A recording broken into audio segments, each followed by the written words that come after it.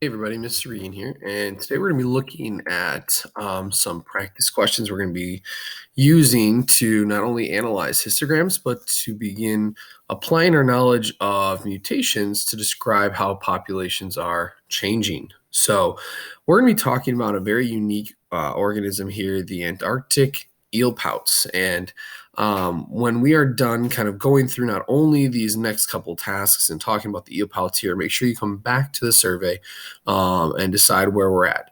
We're going to be just looking at understanding how to read the histogram as a timeline and how to respond using all of the vocab to some extension questions here related to our eelpout. So when we come back, that's what we're looking to be able to accomplish. Read the histogram as a timeline and respond using all the vocab.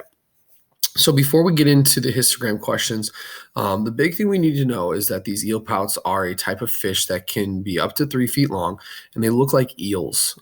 They can range in color from yellowish to brown, which we can kind of see here in the picture, and they're found in very cold water, obviously if they're named after the Antarctic eelpouts, okay?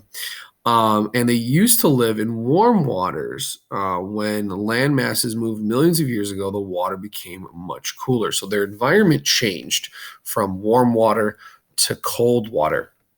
And the next couple tasks are going to look at histograms that examine different groups of eelpouts and different populations of eelpouts that changed over time. So let's take a look.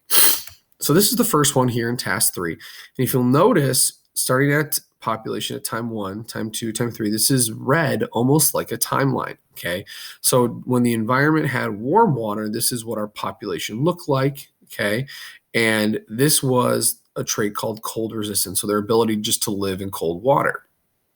And you'll notice that as we move to time 2, we still have, our environment changed to that cold water, and now our traits have obviously changed as well. And then at time 3, our population's traits changed one more time, even with the cold water. So folks, imagine this is a timeline that looks at our eelpouts changing at time 1, time 2, and time 3 as our environment changed, specifically from warm water to cold water. So this is our timeline of events, and it really focuses on that cold resistant trait. And with this, you're going to have to go into the question here and decide, did mutations affect which trait was the most common by the time we got to time 3? Why or why not? So we have to kind of explain. And with that explanation, we need to pull in all of our vocabulary words. Yes, we're trying to pull in all of them to have that complete understanding as to how our population is changing over time. So we're analyzing our histogram here.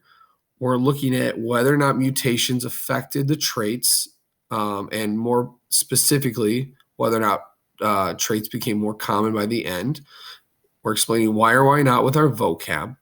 And then when we're done, we're going to move on to the next test, which is going to be the same thing, but our histogram has now changed. So remember, this is one group of eelpouts.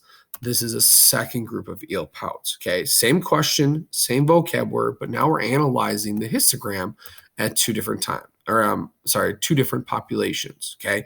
Still set up in that timeline sequence that we're used to, but obviously our traits are now different. So come back to the survey, go ahead and put your X where you need to.